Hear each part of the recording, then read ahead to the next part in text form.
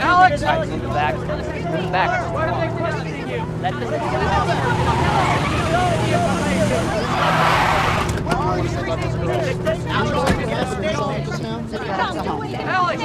Come on, Alex, you took those kids, didn't you? I want to talk. You're a free man. I'm a free man.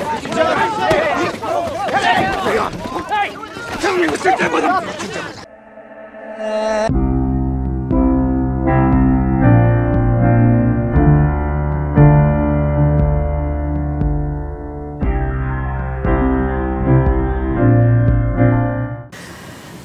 Oui. On sent un peu des influences genre Mystic River ou Identity, c'est voulu. Donc l'influence de Mystic River. Moi, j'ai pas écrit le scénario. Le scénario est écrit par Aaron Kusikowski. C'est vrai qu'on peut faire des parallèles avec Mystic River. D'ailleurs, quand j'ai rencontré les producteurs, la première fois que je suis débarqué à Los Angeles pour les rencontrer, parce que j'avais lu le scénario, c'est un scénario qui m'avait beaucoup impressionné pour certaines raisons. Et en partie, ça m'impressionnait parce que ça dépeignait de l'Amérique. Je trouvais que c'était assez pertinent. Et la première chose que je leur ai dit, c'était pas très vendeur pour moi, mais je leur ai dit, vous devriez approcher Clint Eastwood. Parce que c'est vraiment, je trouve que c'est un film. Pourquoi j'ai dit ça? C'est parce que je trouvais que c'était un film qui allait fonctionner si un réalisateur allait prendre le temps d'écouter les personnages et de les approfondir. Pas juste se concentrer sur la mécanique du thriller, mais plus de prendre le temps c'est ça, de construire des personnages et de s'approcher de leur intimité dans leur rapport au conflit moral qu'elle vivent à travers cette histoire. Donc dans ce sens-là, il y a beaucoup de gens qui tissent des parallèles avec Mystic River. Ça, c'est pas mon métier, c'est pas moi, mais je peux comprendre. Oui? Je veux savoir comment vous étiez arrivé sur ce projet. Je suis arrivé sur ce projet.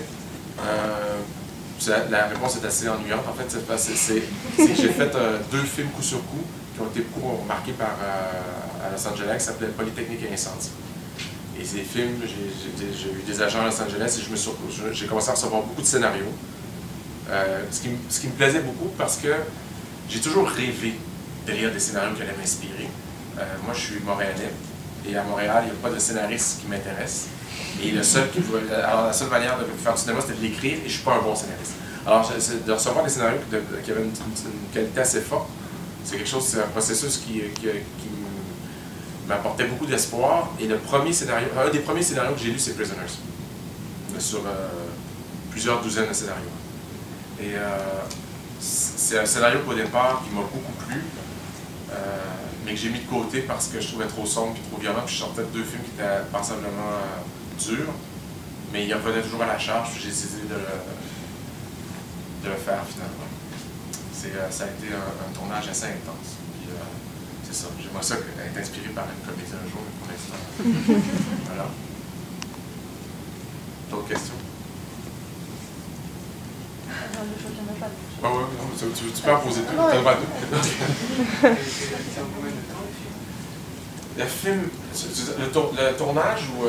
le tournage, c'est 60 jours de tournage. 60 jours. Mais c'est un horaire... moi, je m'attendais en débarquant à Hollywood à avoir tout le temps du monde. Mais c'est partout pareil. C'est-à-dire que c'était beaucoup plus... D'habitude, j'ai l'habitude de tourner des films en 35 ou 40 jours. Donc, mais il y avait beaucoup de scènes.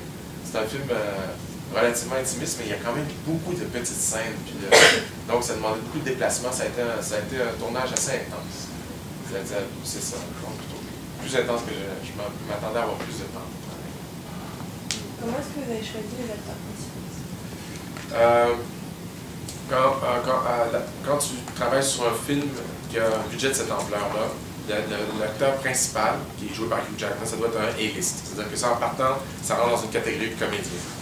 Puis moi, j'avais approché Hugh Jackman parce que j'avais du travail chez lui qui me semblait révélateur. Je trouvais que c'était un comédien qui avait une grande force, mais qui n'était comme pas nécessairement exploité dans ce qu'il avait à donner.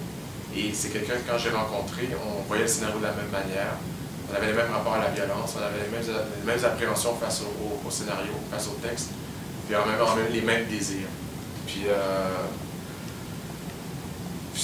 Hugh a été pas trop compliqué à convaincre. Et après ça, je venais de faire un film qui n'est pas sorti encore, qui va sortir l'année prochaine, qui s'appelle Enemy avec Jake Gyllenhaal. Et Puis là, de travailler avec Jake, puis Jake, c'est un comédien qui est très créatif. C'est-à-dire qui est capable vraiment d'envahir un personnage, de créer un personnage, donner de la chair à un personnage. Et le personnage du détective, autant tous les personnages dans le film étaient bien, dans le scénario, pardon, étaient très bien dessinés. Autant le personnage du détective, je trouvais, était plus un faire-valoir de la structure dramatique.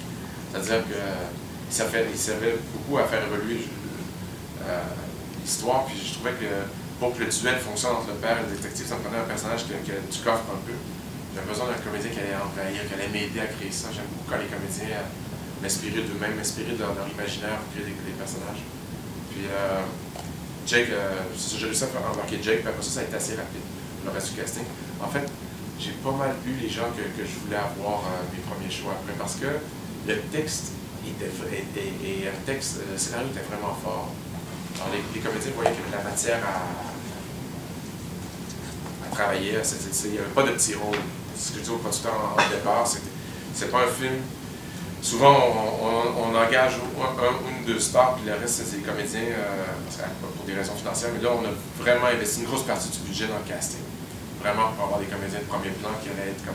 Je veux dire, c'est extraordinaire quand même pour un rôle de secondaire. J'avais pas des c'est incroyable, mais en même temps, son personnage avait besoin de quelqu'un qui allait avoir une précision, une profondeur de jeu pour son personnage. C'est ça. D'autres questions? Tu avais une deuxième question? C'est par rapport à la présence de la religion dans le film. Oui. Bon, là, ça revient aussi un petit peu au scénario, mais aussi la façon dont vous avez traité l'image. À la fois dans son côté rassurant pour les populations, mais aussi dans ses dérives, puisque ça mène les meurtriers à engager une guerre contre Dieu.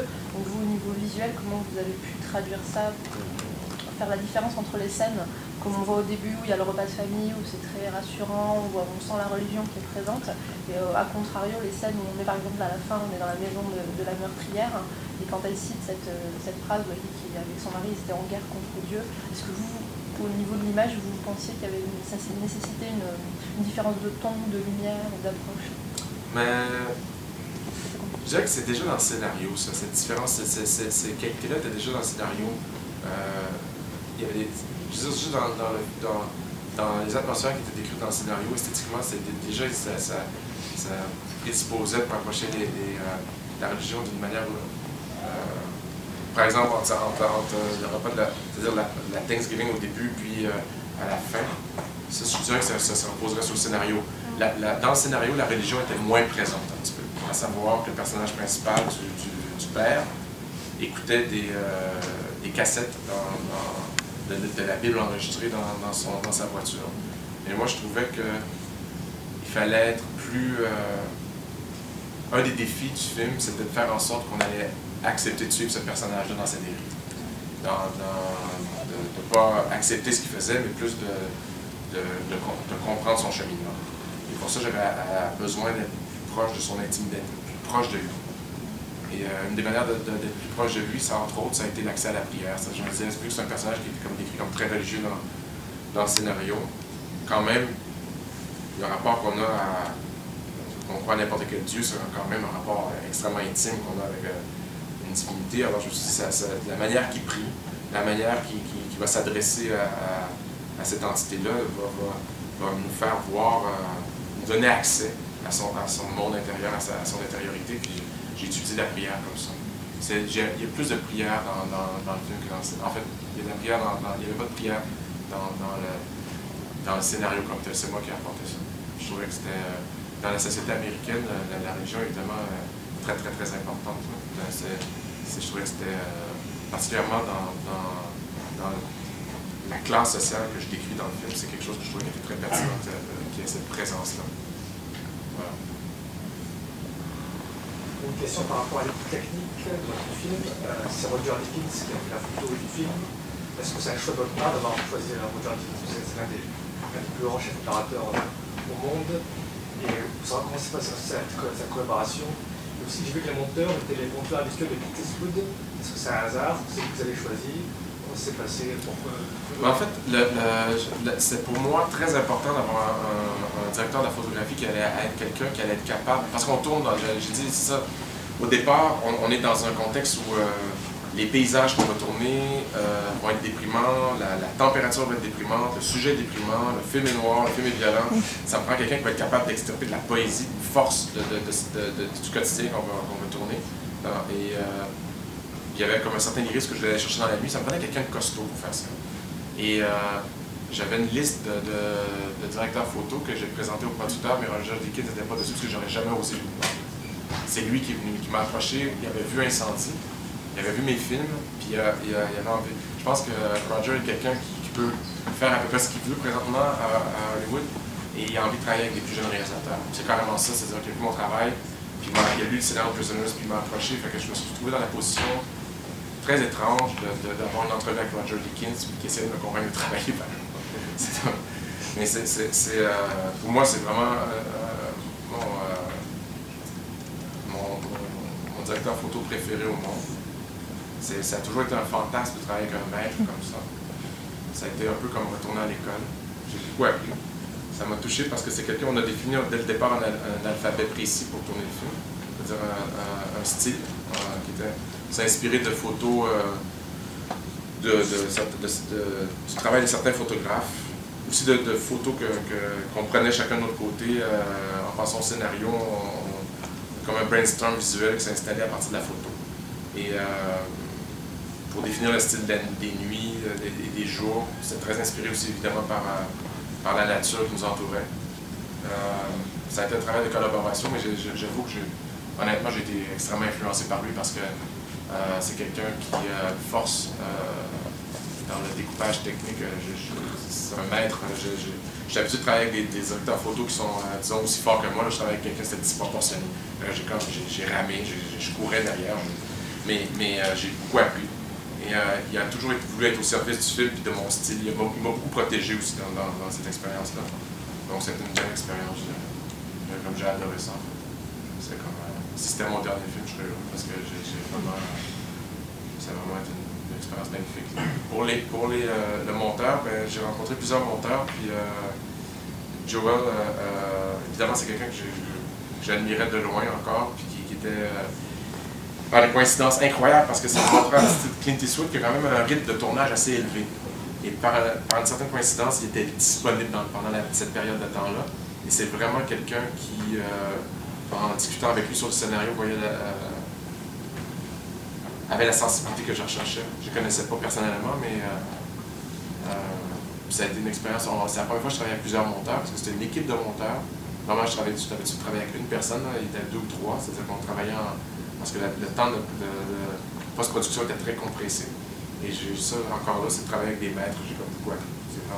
Pour moi, ce film-là, c'était vraiment mon retour, retourner à l'école. C'était mon objectif aussi en allant à Los Angeles, c'était en sortant de Montréal, c'était de me dire, même si ça se passe mal, au pire, je vais avoir beaucoup appris. C'était vraiment comme ça que je voyais ça. Voilà. Est-ce que tu avais d'autres questions? Oui? D'abord, bravo, moi je trouve votre film merveilleux. Merci, j'espère que c'est partagé ce soir. Mais une chose, vous avez dit sur la société américaine qui a un certain regard et que son film le traduise, c'est le scénario qui l'a exprimé. Je me demandais si le regard d'un Québécois, qui apparemment c'est le cas, a grandi à Montréal, était particulier, et vous portiez vous quand vous grandissez au Québec, pour le métier du cinéma. C'est une opportunité de montrer ce que vous avez comme regard sur cette société, si c'était quelque chose que vous avez envie de dire, et que peut-être est mieux dit d'ailleurs par quelqu'un qui est un petit peu à l'extérieur tout en étant. C'est une très bonne question à savoir si j'avais le recul, mais moi je pense que en faisant ce film-là, c'est-à-dire qu'en travaillant avec les Américains, premièrement, en tant que Québécois, là, on est terriblement américains. Je me sens beaucoup plus, honnêtement, je me sens plus proche des Américains que des Français à plein d'égard, parce qu'on c'est un rapport à l'espace, autant à une vision du monde, un rapport à l'histoire, un rapport à la mémoire, on a des défauts des Américains, on est plus proche, donc il y a comme une sensibilité similaire. En fait, ce qui est fou, c'est que je me sens beaucoup plus proche des Américains que des Canadiens anglais. J'étais plus proche, je me sentais plus proche de... Mais oui, c'est pas ça, c'est un autre débat. Mais mais quand même, il y a cette distance critique-là, je pense qu'elle m'a aidé à adapter. Parce que pour moi, c'était la première fois que je travaillais avec le scénario de quelqu'un d'autre. Et ça a été c'est comme un travail d'adaptation pratiquement. C'est-à-dire que je l'ai vraiment mis à ma main. j'ai orienté les scènes, j'ai improvisé avec les acteurs, il y a des trucs, j'ai essayé de respecter les idées maîtresses, j'ai essayé de respecter. C'est la même histoire si vous lisez le scénario en rentrant chez vous ce soir, c'est la même histoire avec des différences près, parce que le scénario aurait été beaucoup plus long si je l'avais gardé intégral à l'écran.